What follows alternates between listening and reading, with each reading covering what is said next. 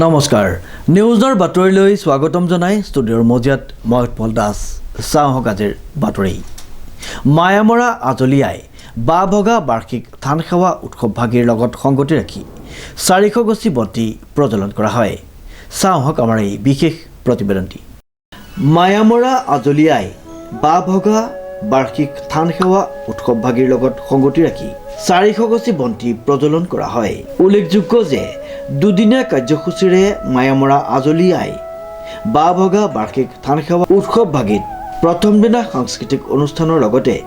সন্ধিয়া ভাগত 400 গছি বন্তি প্ৰজ্বলন কৰা হয় উক্ত অনুষ্ঠানটিৰ লগত সংগতি ৰাখি দিহানাম আৰু আইনাম পৰিৱেশন কৰা হয় মই সংবাদ মাধ্যমক এটা বাৰ্তা প্ৰেৰণ কৰিব বিচাৰিছোঁ আমাৰ আই মাতৃ 400 বছৰ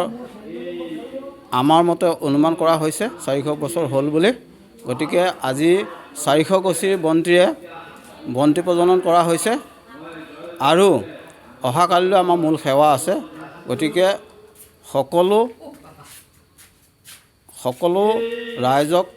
এই সেৱা ল'বৰ বাবে আমি অনুৰোধ জনাইছোঁ আহক সকলোৱে আমি সকলোৱে হাত ধৰি আই চৰণত নিজৰ বাবেও আৰু দেশৰ মংগলৰ বাবে আমি সেৱা আগবঢ়াওঁ পবিত্ৰ অনুষ্ঠানত 400 গছি বন্তি জ্বলোৱা যিহেতু আই মাতৃগৰাকীয়ে 400 বছৰ অতিক্ৰম কৰিছে সেইকাৰণে আজি ভকত বৈষ্ণৱ আচলতে কোনোবা এজন নাৱৰীয়াই যেনেকৈ নাওখনত গৈ থকা সমস্ত যাত্ৰীক বচাই লৈ যায় ভৱিষ্যতৰ উজ্জ্বল কামনা কৰি তেনেকৈ এই সমাজখনত এনে কিছু কাণ্ডাৰী থাকে যিসকলৰ বাবে সমাজখন বাচি থাকে উজ্জ্বল হ'ব আৰু সেই কাণ্ডাৰীসকল হৈছে কাৰণে আজি এই অনুষ্ঠানভাগি লোৱা হৈছে মাজুলীৰ পৰা দেৱজিৎ বৰাৰ ৰিপৰ্ট নিউজ নাও।